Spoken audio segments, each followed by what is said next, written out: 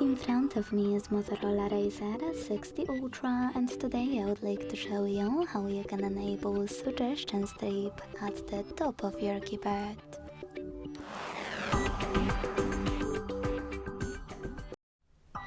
Begin by opening Devices Settings and scrolling all the way down right away. Then select System. Now click on Keyboard, On-Screen Keyboard and Gboard. Following that, select Text Correction and use this switcher next to Show Suggestion Strip to activate it. Thanks so much for watching. If you enjoyed this video, leave a like, comment and subscribe.